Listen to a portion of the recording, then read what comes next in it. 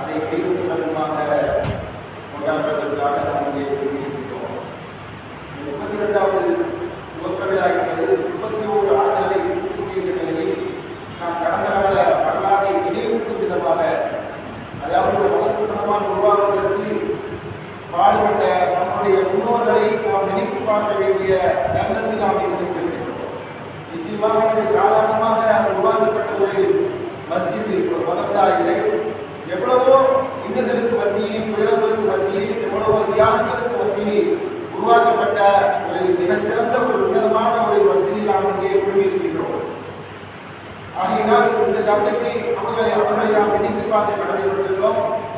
22 குடும்பமாக, அதாவது இந்த தருணத்தில் இந்த நம்ம பள்ளியினுடைய முன்னாள் தலைவர் இசையம் அவர்களுக்காக நாம் துவா செய்ய வேண்டும். அவரை போன்ற ஒரு தலைவர் நிச்சயமாக நாம் சந்தித்திருக்க முடியாது. இந்த ஜமாத்தில் தலைவராக இருப்பதற்கு முன்னர் அவர்கள் அந்த ஜமாத்தினுடைய தலைவராக நீண்ட காலமாக பயணித்தார்கள். அது எங்களுக்கெல்லாம் 50 ஆண்டுகளாக சிறுவராக இருந்த காலத்தில் நிச்சயமாக எந்த ஒரு பிரச்சனை என்றாலும் அவர்கள் அணுகக்கூடிய அணுகுமுறை என்பது அசாத்தியமானது. எந்த ஒரு முடிவை எடுப்பதாக இருந்தாலும் நிச்சயமாக அவர்கள் எல்லோரையும் கலந்து ஆலோசித்து எடுக்கக்கூடிய விதம் உண்மையிலேயே பாராட்டத்தக்கது, நினைத்து பார்க்க முடியும். அவர்கள் இந்த பள்ளிக்காக செய்த கடமை, செய்த அந்த தியாகங்களை நாம் நினைத்து பார்த்து நாம் அவர்களுக்காக துவா செய்ய வேண்டும். ஏனென்றால் இப்படியான அந்த நிகழ்ச்சிகள் ஏற்பாடு செய்வது என்பது அதை நினைவு கூறுவதற்காகத்தான். இந்த வரலாற்று சம்பவங்கள் நமக்கு தெரிய வேண்டும். ஏனென்றால் அநேக சிறுவர்களுக்கு அது இங்கே தெரியாது. அது மட்டுமல்ல, 2ஆம் தடவை எடுத்துக்கிட்டால் நம்ம எஸ்எம் அப்பா உண்மையிலேயே உன்னதமான ஒரு மனிதர். நாம் அவர்களுக்காக அதிகம் பிரார்த்தனை செய்ய வேண்டும். இந்த ஜமாத் உருவாக்குவதற்கு, இந்த பள்ளி இப்படி சீரும் சிறப்புமாக இருப்பதற்கு, நாம் சுதந்திரமாக பொழுது செல்வதற்கு ஒரு உன்னதமான ஒரு ஏற்பாட்டை செய்திருக்கிறார்கள் என்றால் அதை நாம் நினைத்து பார்க்க வேண்டும்.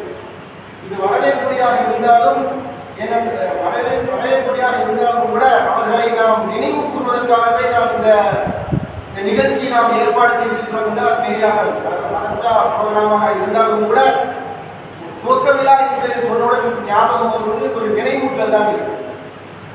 இப்படி அந்த குடும்பமே இந்த ஜமாத் உருவாகுவதற்கு பல இன்னல்களை சந்தித்திருக்கிறது. அதெல்லாம் சொல்லி மாறாது.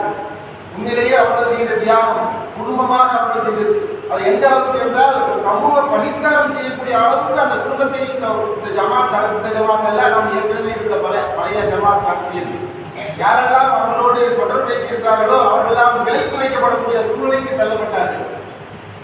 அதையெல்லாம் நினைத்து பார்க்கும்போது இன்று நாம் சுதந்திரமாக இந்த பள்ளியில் நாம் தொழுதுவிட்டு செல்கிறோம் என்று நினைக்கும் போது அந்த அதையெல்லாம் சிறுவர்களை நீங்கள் உணர மாட்டீர்கள், நாங்கள் உணர்ந்திருக்கின்றோம். நமக்கு இந்த பள்ளி எளிமையாக கிடைத்துவிட்டது. இன்றைய சிறார்களுக்கு, இன்றைய சந்ததிகளுக்கு இப்படிப்பட்ட ஒரு தௌஹீத் மஸ்ஜித் எந்தவித சிரமமும் இன்றி கிடைத்திருக்கிறது. இதை ஏன் சொல்கிறேன் என்றால், இந்த பள்ளியை நாம் எந்த அளவுக்கு பயன்படுத்துகிறோமோ அந்த அளவுக்கு நம்முடைய ஈமான் பலப்படும் என்பது ஐயமில்லை. ஒரு சிறு தவறாக இருந்தாலும் நம்மை சுட்டி காட்டுவதற்கு இன்று பல நபர்கள் இருக்கிறார்கள்.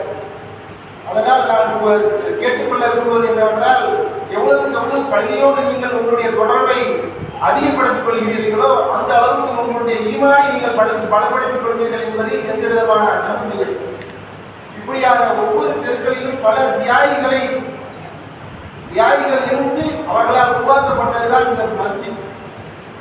அதற்கு அடுத்தபடியாக நம்முடைய டாக்டர் மாமா அவர்களை இந்த நேரத்தில் நாம் நினைத்து பார்க்க கடமைப்பட்டுள்ளோம். அவர்களுடைய தியாகம், அவர்களுடைய உழைப்பு, அவர்களுடைய பொருளாதார அளிப்பு என்பது எண்ணி பார்க்க முடியாது. யாராலும் அதை நாம் நினைத்து பார்க்க நாம் கடமைப்பட்டுள்ளோம். அந்த மாதிரியான ஒரு தியாகத்தை யாராலும் செய்ய முடியாது. எனவே இந்த வரவேற்புரையை நாம் அவர்களை நினைத்து பார்ப்பதில் கடமைப்பட்டுள்ளேன். அன்பானவர்களே, அடுத்து நம்ம 5ஆம் தடவை எடுத்துக்கிட்டா சைகோபாவை நம்ம நினைச்சு பார்க்கணும். அவங்க எப்பேற்பட்ட பொறுப்பில் இருந்தாங்க அப்படின்னா, இன்று அங்கு நடைபெறக்கூடிய திருமதியில் வந்து அவருடைய தலைமையில் நடந்திருக்கு. நான் அந்த திருமதியில் கலந்துருக்கேன், அந்த தர்காவுடைய திருமதியில் நான் கலந்துருக்கேன். அப்படிப்பட்ட ஒரு காலகட்டத்தில் அவங்க தௌஹீத் நோக்கி அவங்க வராங்க. அந்த எவ்வளவு எதிர்ப்புக்கு மத்தியில் அவங்க வராங்க அப்படின்னா, உண்மையிலேயே அதுதான் பாராட்டக்கூடிய விஷயம். நினைத்து பார்க்க வேண்டும், அவர்களுக்காக நாம் துவா செய்ய வேண்டும். இது அவருடைய குடும்பத்தார் அனைவரும் தருகிட்டு வந்து வருகிறார்கள் என்றால் அவர் செய்த தியாகம்.